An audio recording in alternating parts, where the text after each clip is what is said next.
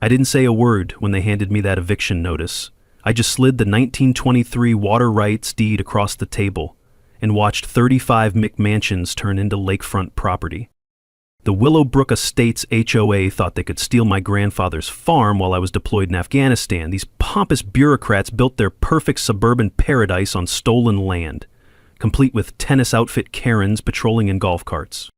What they didn't know? I'm an Army Corps engineer. That little earth dam on my property had been waiting 45 years for someone stupid enough to build downstream. The audacity was truly something to behold, until the spillway gates opened and their luxury development got its first taste of natural flooding. Oh, this was going to be satisfying. Where are you watching from? Drop a comment below, because you're about to witness the most beautiful HOA takedown involving federal water law and gravity. Let me introduce you to Jake Morrison. That's me. 34 years old, Army Corps of Engineers, and the third-generation owner of 47 acres of prime Texas land just outside Austin.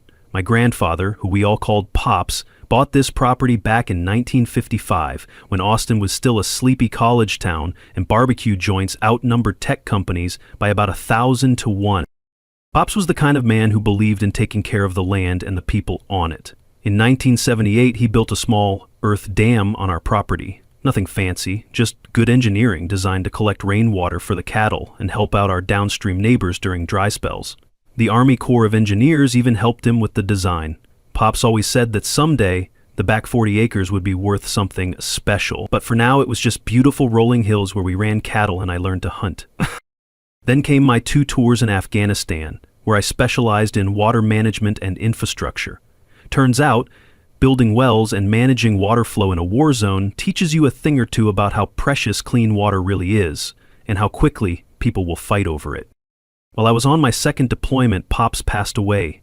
The property went into a trust managed by my well-meaning but overwhelmed sister Sarah, who lives in California and knows about as much about Texas land law as I know about surfing. She hired a local property management company called Lone Star Land Services to handle the taxes and upkeep. The property taxes got paid automatically, but here's the thing, Sarah never actually looked at the tax assessment. Big mistake. Enter our villain, Margaret Maggie Thornwell, 52 years old, president of Willowbrook Estates HOA, and the kind of woman who drives a white BMW X7 and treats tennis outfits like business attire. Maggie's got that particular brand of passive-aggressive sweetness that Southern women perfect around age 45. You know, the kind where they'll smile while they're stabbing you in the back and somehow make it sound like they're doing you a favor. Maggie's married to City Councilman Rick Thornwell, which should tell you everything you need to know about how she gets things done. She's got a reputation for neighborhood beautification initiatives, which is fancy talk for forcing out anyone who doesn't fit her vision of suburban perfection.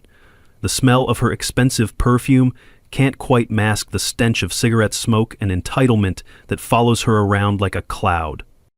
I came home from deployment in August 2023, ready to finally spend some real time on Pop's land. Drove down that familiar gravel road, past the old oak tree where I'd carved my initials as a kid, expecting to see the same rolling pastures and that little earth dam sparkling in the Texas sun. Instead, I found construction crews, concrete trucks, and survey stakes scattered across my back 40 like some kind of suburban invasion. The crunch of gravel under my boots felt different somehow, angrier. I could taste the dust and my own rising fury as I marched up to the construction foreman. "Sorry, buddy," he said, not looking sorry at all. "We got permits and everything. This is Willowbrook Estates property now." I called the police. Officer Martinez showed up and explained, with obvious discomfort, that the HOA had filed an adverse possession claim while I was overseas.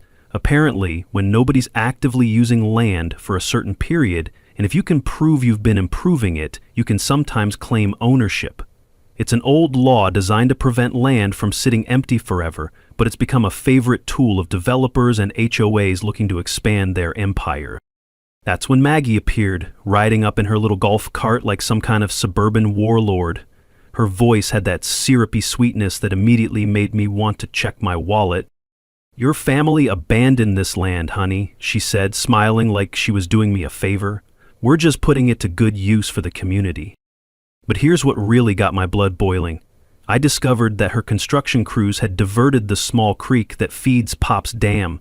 The water level was dropping every single day, and with it, 45 years of careful water management that had helped our neighbors through droughts, floods, and everything in between.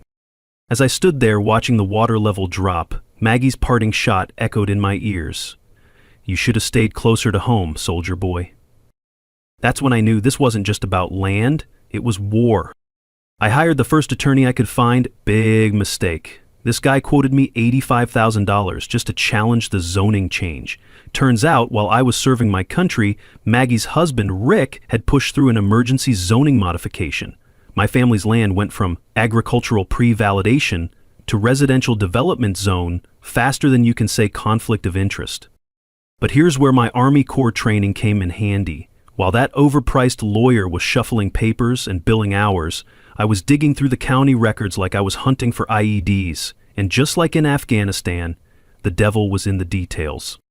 I found Pops' original 1978 dam construction permits, and they were beautiful. See, Pops didn't just build that dam himself. He worked directly with the Army Corps of Engineers for flood control and watershed management. That meant federal jurisdiction, and here's your first knowledge nugget. Any dam built with federal guidance creates federal jurisdiction that local HOAs can't override, period. The metallic taste of adrenaline hit my tongue as I realized what I'd found. This wasn't just a property dispute anymore. It was a federal case. But wait, it gets better. While I was photocopying permits at the courthouse, I stumbled across a 1923 water rights deed buried in the old records. My great-grandfather had purchased senior water rights to the entire Willow Creek watershed. These rights were older than the city, older than the county's municipal water system, older than every single one of those McMansions sitting on my land. They weren't just stealing my property, they were stealing my water. Meanwhile, Maggie was busy playing the victim. She organized an emergency HOA meeting about the dangerous dam structure, complete with a local news crew she'd obviously tipped off in advance. I watched her on the evening news, standing in front of her perfectly manicured lawn, talking about children's safety and neighborhood security. "We're just concerned about our children's safety," she said, dabbing at her eyes with a tissue. "That dam looks ready to burst, and we have families living right downstream." The funny thing about local news is they love a good story, but they're not always great with follow-up research. If they'd bothered to check, they would have found that my dam had passed its most recent safety inspection with flying colors. But Maggie wasn't done. She posted on the Nextdoor app, that digital neighborhood watch where HOA presidents go to flex their petty authority. Her post warned about aggressive property disputes and unstable individuals in the area. She never mentioned my name, but she didn't have to. In a community that small, everyone knew exactly who she was talking about. The smell of diesel exhaust mixed with cedar pollen hung heavy in the August air as I stood on my front porch each evening, watching their construction crews work double shifts. They were racing to finish those houses before I could get any kind of legal injunction. Every night, I counted new foundation pours. Every night, the water level in Pop's dam dropped another inch. That's when I called my old Army buddy, Tony Riggs, who now works for the EPA Enforcement Division. 20 minutes on the phone with Tony taught me more about environmental law than 3 hours with that expensive attorney. "Jake," Tony said, "if they're diverting a natural waterway without federal permits, that's a Clean Water Act violation. And if your dam has federal jurisdiction," he didn't need to finish the sentence. I started documenting everything. Trail cameras around the property perimeter, time-stamped photos of every water diversion, flow measurements at 3 different points along the creek. My sister Sarah called from California, begging me to just take the money and walk away. But this wasn't about money anymore. It was about the crunch of gravel under construction boots that had no business being on my land. It was about the sound of Maggie's heels clicking across courthouse marble during zoning hearings that should never have happened. It was about the bitter taste of courthouse coffee during research sessions that revealed just how deep this corruption went. But most of all, it was about that dam. Pops built it to help the community during dry spells. For 45 years, it had been a source of life for our neighbors downstream. Maggie's crew was turning it into a decorative pond for McMansions. Here's the thing about water rights in Texas. They're older than oil rights, older than mineral rights, and a hell of a lot harder to steal. But you have to know how to fight for them.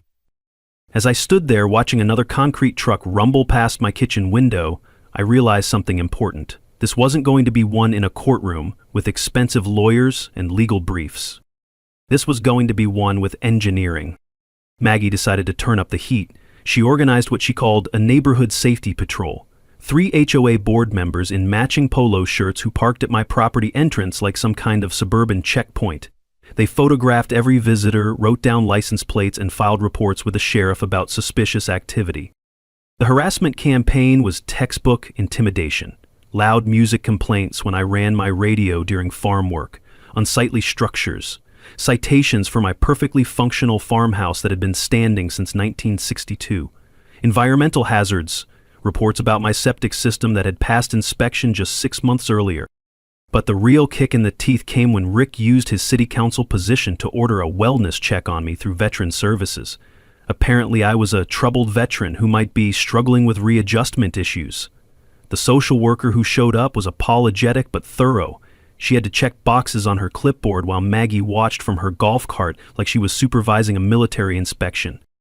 That's when the coordinated bureaucratic assault began. Building inspector, fire marshal, health department, and animal control all showed up on the same day like some kind of regulatory SWAT team. Each one found minor violations requiring expensive corrections. The building inspector, who happened to be a drinking buddy of Rick's, declared that my front porch needed $8,000 in foundation work. I recognized the squeeze play immediately. It's the same tactic they use in war zones to pressure local officials, overwhelm them with bureaucracy until they give up and cooperate. But two can play that game. While they were drowning me in paperwork, I was making some phone calls of my own. Tony Riggs at the EPA was very interested to learn that Maggie's HOA had never filed the required wetlands assessment before redirecting Willow Creek. Turns out, any development that redirects natural waterways requires federal environmental clearance even on private property, and the fines for violations start at $50,000 per day. The smell of fresh concrete curing in the summer heat reminded me every morning that I was running out of time, but my research was paying off in ways Maggie never expected. I discovered that their entire development had been built in what the Army Corps classified as a 100-year floodplain. Insurance companies had initially refused coverage until the HOA provided a flood mitigation plan. Their solution? Permanently divert Willow Creek away from the new homes and let it flood my property instead. Here's your second knowledge nugget. Insurance fraud in development projects often carries criminal penalties, not just civil ones.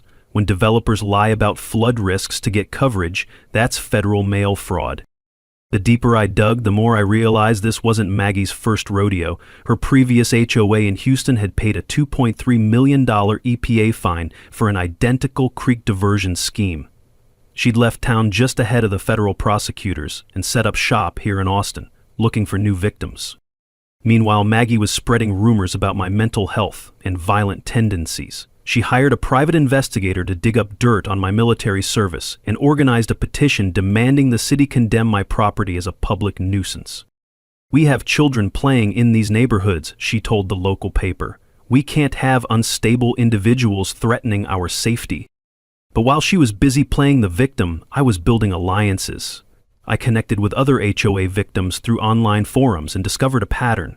Maggie's HOA had absorbed 6 smaller properties through similar tactics over the past 3 years. Each time, the story was the same. Pressure, harassment, bureaucratic warfare, and mysterious zoning changes that always seemed to benefit Rick's construction company. I partnered with my elderly neighbor, Mrs. Chen, whose family garden had withered since the creek diversion. I met Miguel Santos, whose family farm had been rezoned out of existence by Rick Thornwell 2 years earlier. These weren't isolated incidents, they were part of a systematic land grab that had been going on for years. The vibration of heavy machinery through my farmhouse floorboards became a daily reminder of what I was fighting for. Every morning, I watched concrete trucks rumble past my kitchen window. Every evening, I documented the water theft that was slowly killing Pop's Dam. But I was also preparing. I installed water flow meters at the dam outlet and creek diversion points.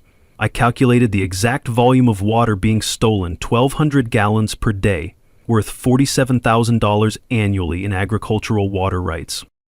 The gritty texture of sand between my fingers as I tested creek bed sediment told the story better than any lawyer could. This wasn't just theft. It was environmental destruction on a massive scale. And then I got the certified letter.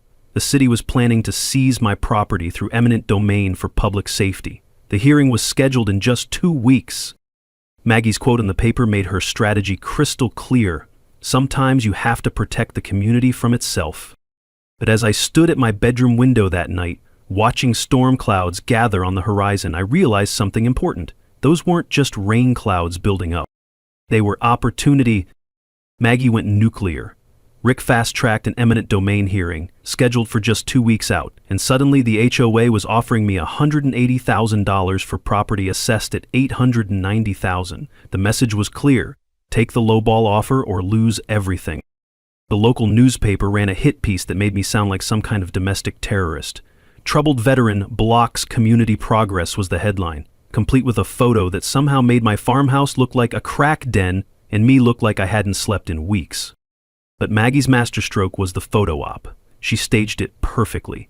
20 concerned mothers holding children near my property line, with a professional photographer capturing their worried faces, while my farmhouse loomed menacingly in the background. The Facebook post went viral with the hashtag #ProtectOurKids. "Our children deserve safe neighborhoods," she told the Channel 7 news crew, "not whatever issues he brought back from war." You know what? She was right about one thing. I did bring something back from war. I brought back the ability to recognize when someone's trying to steamroll you with propaganda and the engineering skills to do something about it. Tony Riggs called with information that changed everything. The EPA had already opened a federal investigation into Willow Creek diversions based on my initial complaint. But here's the kicker. Maggie's previous HOA in Houston faced that $2.3 million fine for the exact same scheme. Federal environmental crimes follow individuals even when they move to new jurisdictions. While Maggie was playing the victim on social media, I was discovering that her entire financial house of cards was built on fraud. The HOA's construction loans were tied to inflated property values, and the banks had required guaranteed water access for loan approval. If those water rights reverted back to me, their rightful owner, the entire development would become financially underwater. The taste of bitter irony wasn't lost on me. They'd stolen my water to make their land valuable, and now their own greed was going to drown them. Maggie's panic was starting to show. She offered me $400,000 cash, no questions asked, 48-hour deadline. When I refused, she flew to California to approach my sister Sarah with some sob story about her brother's mental health issues. That backfired spectacularly. Sarah might not know Texas land law, but she knows her brother. She called me laughing. Jake, some crazy woman in tennis clothes, just offered to help with my troubled veteran brother. I told her if she contacts our family again, I'm calling the FBI. But while Maggie was busy making enemies, I was making allies. I partnered with environmental lawyer Amanda Cross, who specialized in pro bono water rights cases. Together, we formed a coalition with downstream farmers who'd been affected by the creek diversion. Miguel Santos brought historical documentation showing his family had used creek water for farming since 1887. Mrs. Chen provided photographs of her grandfather's garden from the 1940s, fed by the same creek that was now feeding Maggie's decorative water features. The local Audubon Society was particularly interested to learn that the creek diversion had destroyed critical nesting habitat for several protected bird species. Turns out, killing protected wildlife while committing water theft tends to get federal attention real fast. During my nighttime reconnaissance, old habits from the Army, I discovered something beautiful. Pops's Dam wasn't just a simple earthwork structure. The original 1978 design included an emergency spillway system with hydraulic gates that hadn't been opened since 1982. The hollow echo of water flowing through those underground spillway channels during my midnight tests told me everything I needed to know. The mechanism was still functional, and it was designed for exactly this situation: controlled flooding to restore natural water flow patterns. I calculated the water volume needed to restore Willow Creek to its original path: 2.8 million gallons. The dam was currently holding 3.1 million gallons thanks to recent rainfall. The math was perfect, but the timing had to be precise. Using my drone for aerial reconnaissance, I mapped the exact locations of those new home foundations relative to the original creek bed. 5 houses were built directly in the historical flood channel. 3 more had basements below the seasonal high water mark.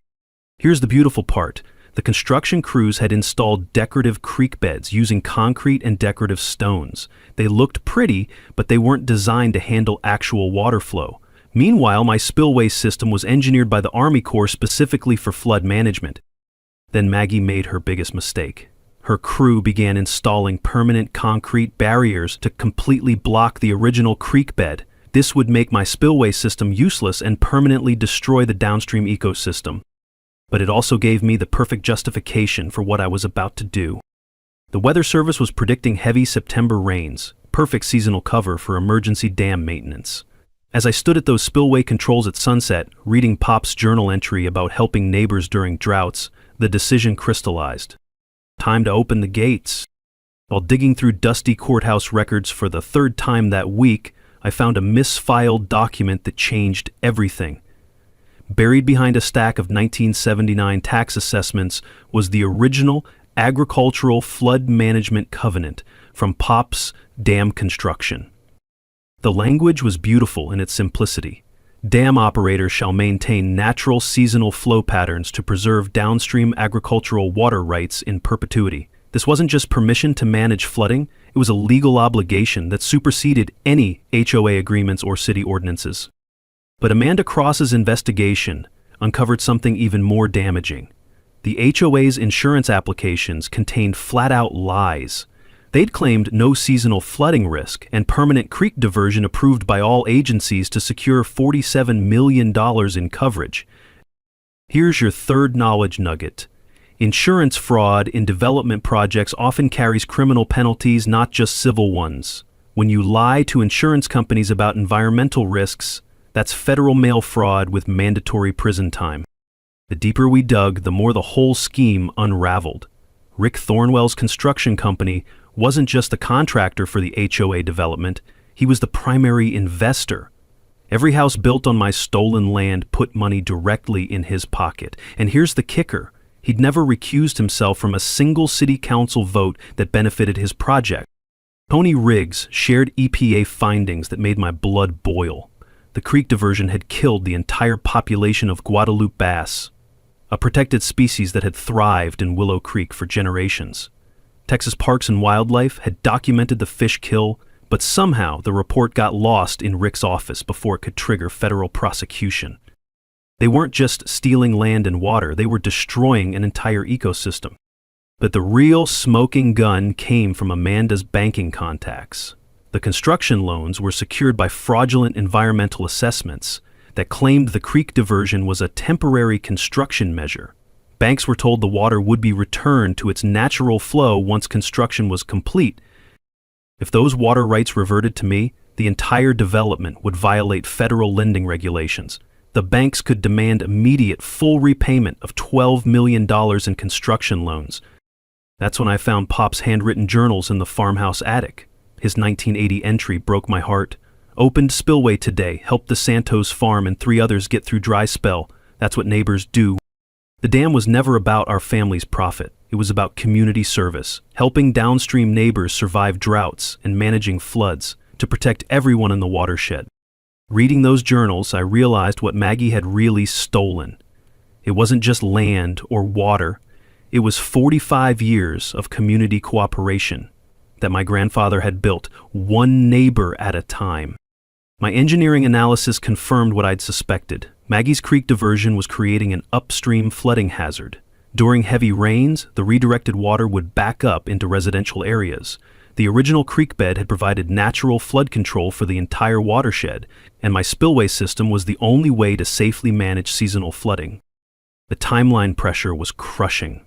September rains were predicted to be the heaviest in 7 years. If I waited for the legal system to grind through appeals and federal investigations, natural flooding would happen anyway, potentially causing real property damage. But if I acted now, I could control the timing and intensity. A controlled spillway release would demonstrate natural flood patterns without endangering anyone, while proving that the HOA development violated federal environmental law. Standing at those spillway controls at sunset, holding Pops's journal, the moral clarity hit me like a lightning bolt. This wasn't about revenge anymore. It was about restoring the natural order that had sustained this community for generations. Maggie had systematically destroyed the local farming community. Miguel Santos lost his family's century-old farm. Mrs. Chen's ancestral garden withered without creek water. 3 other families were forced to sell generational properties to Rick's eminent domain schemes. But the federal environmental investigators were scheduled to visit next month. Perfect timing. If I could demonstrate natural flood patterns before their inspection, it would prove the HOA development violated multiple federal laws. The musty smell of old hydraulic fluid and the dam control mechanisms reminded me that this equipment was built to last. Pops had designed it for exactly this moment, when someone would need to stand up for the creek and the community that depended on it. As storm clouds gathered on the horizon, I made the decision that would change everything. Time to honor Pop's legacy and open those gates. You don't just open a dam without a plan. This wasn't revenge. It was a military operation with legal cover, environmental justification, and community support. First, I assembled my team. Amanda Cross coordinated the legal strategy, filing additional federal complaints to ensure maximum media attention when the spillway opened. Tony Riggs provided federal cover, guaranteeing that EPA investigators would witness what he called our natural flooding demonstration. Miguel Santos documented 40 years of downstream agricultural damage, providing historical testimony about seasonal flooding patterns that proved the creek diversion was destroying generational farming operations. Mrs. Chen offered her property as a staging area and brought credibility as the community's most respected longtime resident. Amanda's legal strategy was brilliant. She filed an emergency agricultural water rights restoration motion, arguing that the dam covenant legally required me to maintain seasonal flooding for downstream agriculture. We weren't breaking the law, we were following it. Here's a crucial knowledge nugget. Agricultural water rights often supersede residential development rights, especially when you have historical documentation proving prior use. The key is having ironclad paperwork that predates any development claims. My technical preparation was pure Army Corps engineering. I created detailed spillway operation plans with precise calculations, controlled release starting at 6 a.m., gradual increase over 4 hours, peak flow at 10 a.m. The water volume was calculated to demonstrate natural flooding patterns without causing structural damage to anything except Maggie's illegal concrete barriers. Safety was paramount. I posted warning signs 24 hours in advance and personally notified the volunteer fire department. This wasn't some reckless flood. It was a carefully controlled demonstration of how water naturally wanted to flow. Amanda contacted environmental reporters from the Austin American-Statesman and local TV stations. Miguel arranged for community members to witness the agricultural water restoration. The strategy was simple. Control the narrative before Maggie could spin it as dangerous veteran terrorizes neighborhood. Our intelligence network was straight out of a spy novel. Mrs. Chen monitored HOA activity through the neighborhood gossip network. Never underestimate little old ladies with time on their hands. The local diner waitress, who happened to be Miguel's cousin, reported on city council closed-door meetings. My Army buddy at Fort Hood provided surveillance drone support for legal documentation. While I was rebuilding spillway controls with modern hydraulic systems, Amanda was waging financial warfare. She contacted insurance companies with evidence of fraudulent applications, arranged for banking regulators to review construction loan documentation, and prepared whistleblower complaints about Rick's conflicts of interest. The beauty was in the timing coordination. Weather Service confirmed heavy rains in 72 hours. Amanda scheduled federal environmental inspection for the same week. Miguel arranged for the agricultural extension agent to document downstream benefits.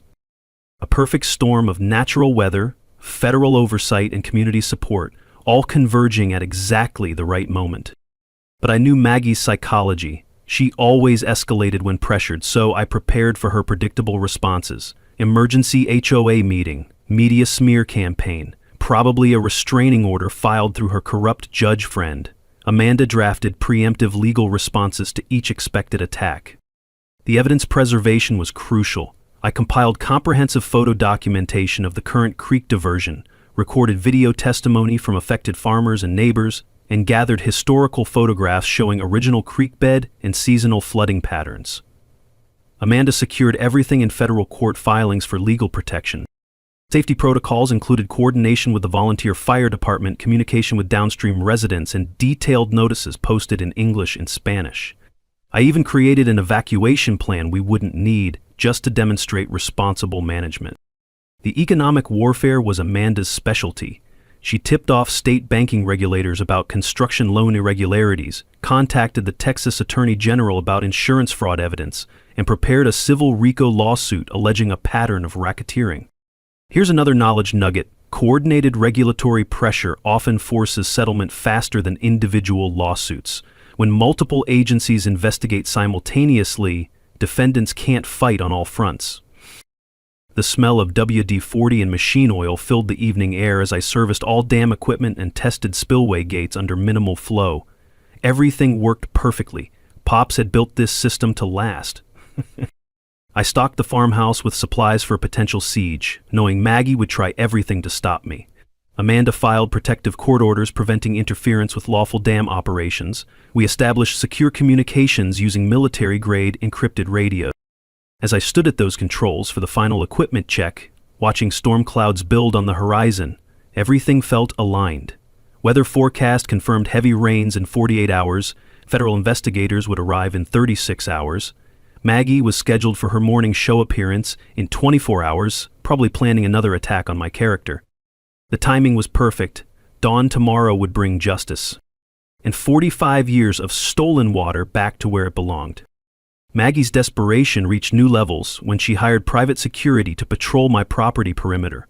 These weren't just rent-a-cops with flashlights. These were the same tactical gear wannabes who work private military contracts and think HOA disputes are combat zones. My trail cameras caught them red-handed trying to sabotage the spillway control mechanisms at 2 a.m. One genius was caught on video attempting to jam concrete mix into the hydraulic lines while his buddy served as lookout. Tony Riggs had tipped off the sheriff's department, and Deputy Rodriguez was waiting in the shadows when they made their move. The arrest was beautiful. Mr. Tactical Vest claimed they were protecting community infrastructure from an unstable individual, but it's hard to explain why you're carrying a bag of quickset concrete at 2 in the morning. Maggie's media blitz was even more desperate. She appeared on the Austin Morning Show wearing her Sunday best and speaking in that trembling voice politicians use when they want to look like victims. Veterans need mental health support, not weapons, she told the host, dabbing at her eyes with a tissue. This man learned to use water as a weapon in Afghanistan, and now he's threatening to wash away children's homes. Rick provided expert testimony as a city engineer about catastrophic dam failure risks, conveniently forgetting to mention that my dam had passed every safety inspection for 45 years. But while Maggie was playing victim on television, my surveillance training was paying dividends. I documented every sabotage attempt, every illegal entry, every piece of evidence that would later prove criminal conspiracy. Tony revealed that federal investigators had been wiretapping Rick's office phone as part of an ongoing corruption probe. These people were more desperate than I'd realized. The legal assault came next. Rick fast-tracked an emergency restraining order hearing for 6 a.m. the following morning, clearly hoping to catch us off guard. Judge Henry Walsh, Rick's golf buddy who'd received $15,000 in campaign contributions from Rick's construction company, agreed to hear the emergency public safety motion. Amanda discovered the corruption connection and immediately filed for Walsh's recusal, but we knew the fix was in. If they couldn't stop the spillway opening legally, they'd stop it through a corrupt judge. Meanwhile, Maggie organized a neighborhood safety patrol to physically surround my property. 20 HOA residents showed up with folding chairs, coolers, and Protect Our Kids signs, planning to live stream the spillway opening as environmental terrorism. The optics were perfect for her narrative. Suburban families with children versus dangerous veteran with a dam. But Miguel Santos had been busy too. He brought 30 farmers and families to support what we called agricultural water restoration. Mrs. Chen organized a counter-demonstration with historical photos showing the creek in its natural state. Amanda arranged for Audubon Society and Sierra Club representatives to attend. Two competing narratives were about to collide: veteran attacks, families, versus community protects water rights. The technical sabotage escalated when security footage revealed someone had poured concrete mix into the spillway channel overnight, creating a blockage designed to cause actual flooding danger if I opened the gates. This wasn't just harassment. It was attempted murder disguised as vandalism. I worked through the night with a portable jackhammer, clearing the sabotage while documenting every chunk of concrete as evidence. The metallic taste of exhaustion mixed with fury as I realized how far they were willing to go. Rick used his city council emergency powers to declare my property an imminent public hazard, authorizing the fire department to secure the dangerous dam structure. Fire Chief Martinez, one of the few honest officials left in town, privately warned me that this was purely political. "Jake, you've got maybe 6 hours before they force me to intervene," he said. "Make it count." The insurance investigation breakthrough came at the perfect moment. Amanda's fraud reports triggered a state investigation, and the Texas Insurance Commission froze all HOA development insurance policies. Without valid insurance, the construction company faced immediate work stoppage. Financial pressure was finally hitting where it hurt: Maggie and Rick's wallets. Tony moved the EPA inspection up 24 hours due to credible sabotage reports. Federal agents were now en route, arriving at 8 a.m. If the spillway opened during their inspection, it would become federal evidence of proper water management. But Maggie's final gambit was the cruelest. She contacted Veterans Mental Health Services, claiming I'd made suicide threats and needed an involuntary psychiatric hold. The VA social worker arrived at my farmhouse at 5:30 a.m., just as I was preparing for the spillway operation. I had to convince her I was mentally competent while simultaneously preparing to flood a subdivision, not exactly a normal Tuesday morning conversation. Sarah called from California, her voice breaking. "I can't lose my brother too. Please, Jake, this isn't what Pops would want." For a moment, I almost cracked. Then I found Pops' final journal entry about standing up to bullies, and my resolve hardened like concrete.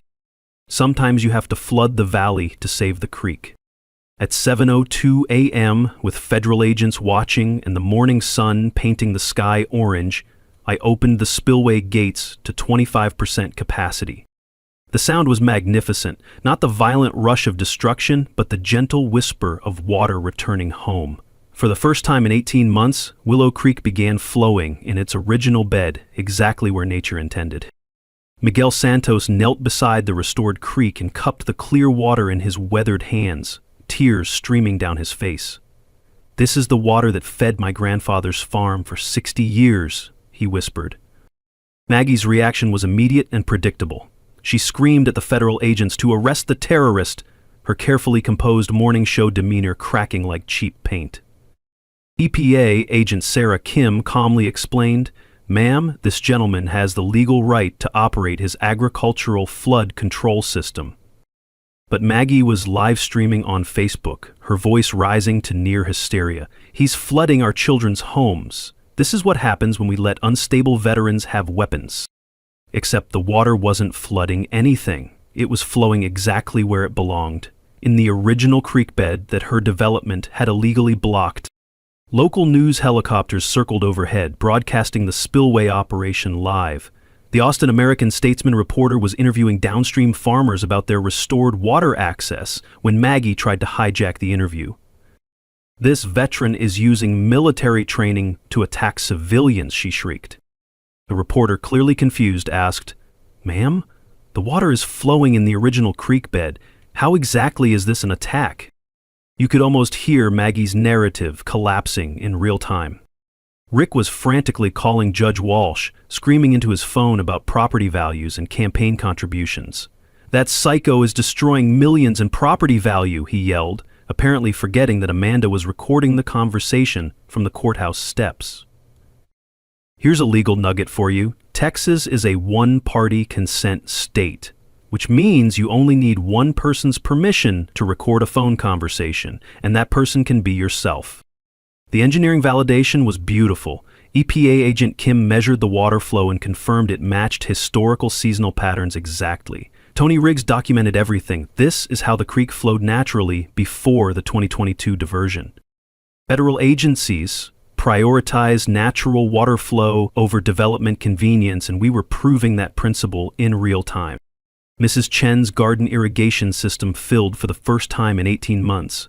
3 downstream farms reported restored water access to their stock ponds. The local diner owner brought coffee and homemade kolaches to everyone, saying, "My daddy farmed here. This is how it should be." Even some of Maggie's supporters began quietly leaving as they realized no homes were actually flooded. Turns out it's hard to maintain righteous indignation when the disaster you're protesting is just water flowing where water naturally flows. The insurance collapse accelerated when the construction company received a cease and desist order from state investigators. All work stopped on the HOA development pending the fraud investigation. Maggie discovered her own homeowner's insurance might be voided due to fraudulent water access claims. The financial house of cards was collapsing faster than a dam made of playing cards. But Maggie wasn't done fighting. She called Rick in a panic. "Get your trucks down here and block that spillway." Rick, apparently having learned nothing from the arrest of his security team, sent 3 concrete trucks to accidentally spill their loads across the creek bed. Federal agents immediately arrested the truck drivers for interfering with a federal environmental investigation. Turns out, interfering with federal environmental enforcement is a felony, not a civil matter. The technical success was everything I'd calculated. Water flow stabilized at optimal levels for agricultural and environmental needs. No flooding of residential areas. The creek stayed within its natural banks, exactly as 45 years of seasonal patterns had proven it would. My Army Corps engineering had been perfect.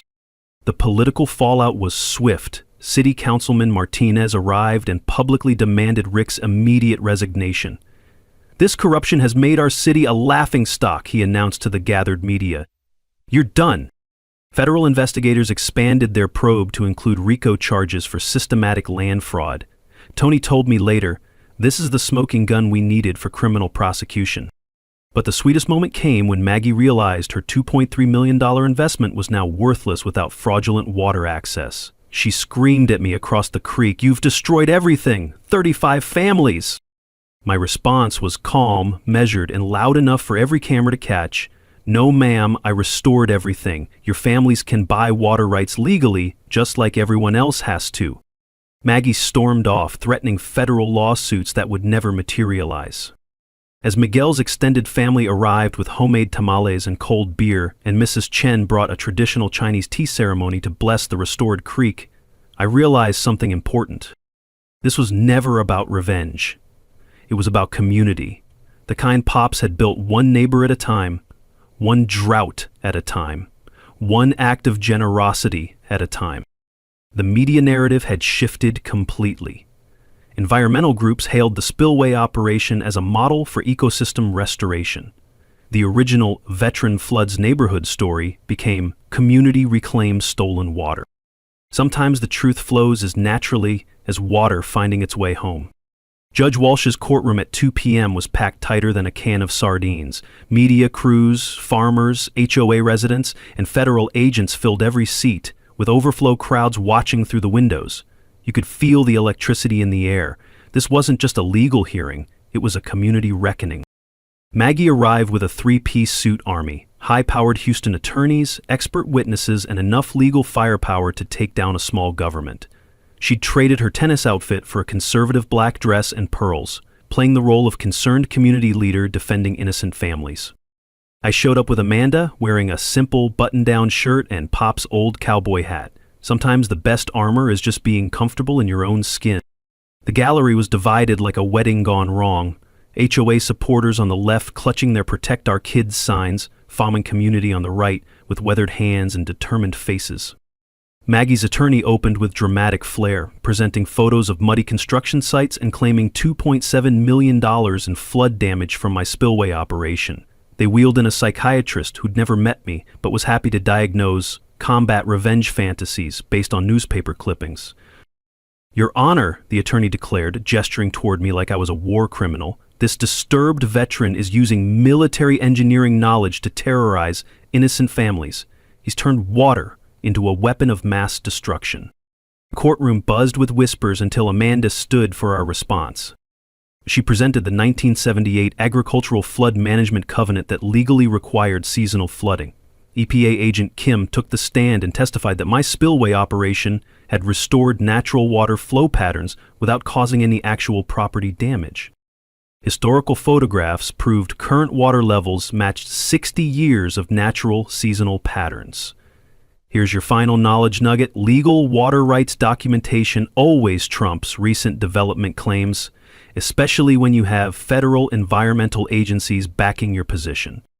Then Tony Riggs took the stand as EPA enforcement officer. His testimony was devastating.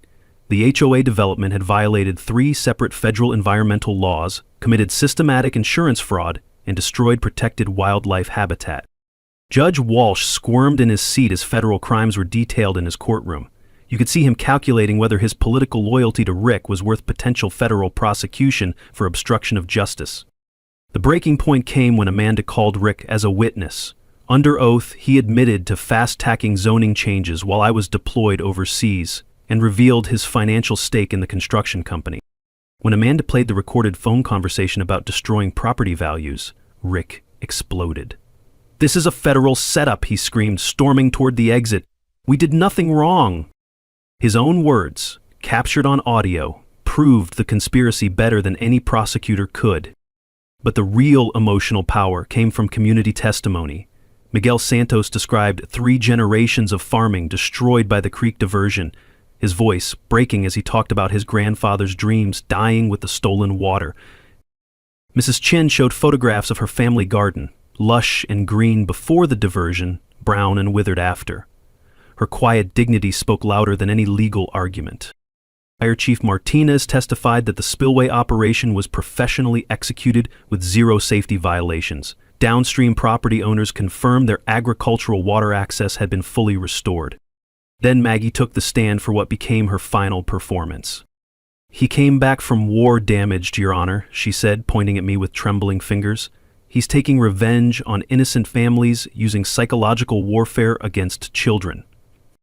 She claimed I'd threatened her safety and described the spillway operation as environmental terrorism designed to destroy property values and traumatize residents. When Amanda called me to testify, the courtroom went silent. I presented Pop's journals documenting 40 years of community water sharing, explained my Army Corps engineering calculations, and spoke directly to Judge Walsh. "Your Honor, I didn't flood anybody. I restored a creek that was stolen from my family in this community for 45 years. The mic drop moment came when Amanda presented final evidence, documentation of Maggie's Houston HOA paying $2.3 million in EPA fines for an identical creek diversion scheme. The federal prosecutor stood and announced a criminal investigation into interstate water fraud conspiracy. The courtroom erupted as the scope of the corruption became clear. Judge Walsh had no choice. He denied all restraining order requests, ruled that my spillway operation was legal and beneficial, and ordered the HOA to cease all interference with federal environmental investigations. His warning to Rick was pointed. This court will not obstruct lawful federal environmental enforcement. As federal agents escorted Rick from the courthouse while banking investigators served additional warrants, Maggie found herself surrounded by reporters with nowhere to hide. She refused all comment and sped away in her BMW, probably already calling moving companies. I emerged to cheering crowds of farmers, environmentalists, and curious townspeople who'd witnessed justice flowing as naturally as water finding its way home. Amanda announced the federal RICO investigation at an impromptu press conference, while Miguel thanked me on behalf of every affected family. My statement was simple. This was never about revenge. It was about doing right by the land and the people who depend on it. 6 months later, justice flowed as naturally as the restored creek. Rick Thornwell pleaded guilty to federal conspiracy charges and got 3 years in federal prison. Maggie faced $8.7 million in civil penalties and filed for bankruptcy faster than water rushing through an open spillway. The construction company paid $12 million in EPA fines and got banned from all federal contract work. The HOA dissolved completely, and residents formed a new community association focused on environmental stewardship instead of suburban tyranny. My property value? restored to $1.2 million after the federal environmental designation made it more valuable than any suburban development could. The $340,000 settlement from the insurance fraud investigation went to a good cause. I bought Miguel's family farm at tax auction and returned it to him debt-free. Environmental restoration often increases property values more than development ever could. The community transformation was the real victory. The restored creek now attracts ecotourism, kayaking, birdwatching, and fishing where McMansions were supposed to stand. Mrs. Chin's garden became a demonstration site for sustainable agriculture, and 3 downstream farms reported their best crop yields in a decade. The local diner became unofficial headquarters for the Willow Creek Restoration Association, where farmers and environmentalists planned the next fight against corporate water theft. The environmental success exceeded every expectation. Protected Guadalupe populations recovered to pre-diversion levels within 4 months. The Audubon Society documented 12 bird species returning to restored wetland habitat. Texas Parks and Wildlife designated the creek as a critical wildlife corridor, ensuring permanent protection. My spillway operation became a case study in the Army Corps of Engineers training manual. Sometimes, the best revenge is just doing your job correctly. Personally, I found peace I didn't know I was missing. I renovated Pop's farmhouse using sustainable construction techniques, and Sarah moved back from California to help manage our growing agritourism business. Amanda and I, well, let's just say fighting environmental crime together creates a pretty strong bond. The ripple effects spread across Texas like water finding new channels. Environmental groups use the Willow Creek model to challenge illegal diversions statewide. Federal agencies cite our case in new water rights enforcement guidelines. I've become an unofficial consultant for communities fighting HOA overreach, and the phone rings constantly. We established the Pops Morrison Environmental Scholarship for rural students studying water management. Miguel's daughter Maria was the first recipient, and she's now studying environmental engineering at UT Austin. She wants to protect watersheds across Texas from people like Maggie. The annual Creek Days Festival celebrates restoration and community resilience with local food, environmental education, and veteran support services. We raise money for a water rights legal defense fund that's already helped 6 other communities fight back against corporate theft. My favorite part? Kids swimming in the creek where homes were supposed to be built, splashing in water that flows free because a community stood together. Every Sunday, I visit Pop's grave and bring creek water in a mason jar, just like he used to do when he checked the flow after heavy rains. Thanks, Pops, I tell him. The creek's singing again, just like you said it would. The Legacy Project ensures this victory lasts forever. The Willow Creek Conservation Trust now owns development rights to the entire watershed, creating a permanent buffer zone that prevents future commercial development. No one will ever steal this water again. But here's the beautiful twist. Maggie's Houston HOA faced federal RICO prosecution based on our case. 147 families across 3 states filed similar water rights restoration lawsuits. What started as one veteran's fight became a movement for environmental justice nationwide. From my porch each evening, watching that creek flow exactly where it belongs, I'm reminded that some fights are worth everything you've got. Sometimes you have to flood the valley to save the creek. But you don't do it alone. You do it with your community, your neighbors, and people who believe clean water belongs to everyone, not just whoever has the best lawyers and the most corrupt city council connections. If you're fighting HOA overreach, environmental destruction, or bureaucratic bullying, don't give up.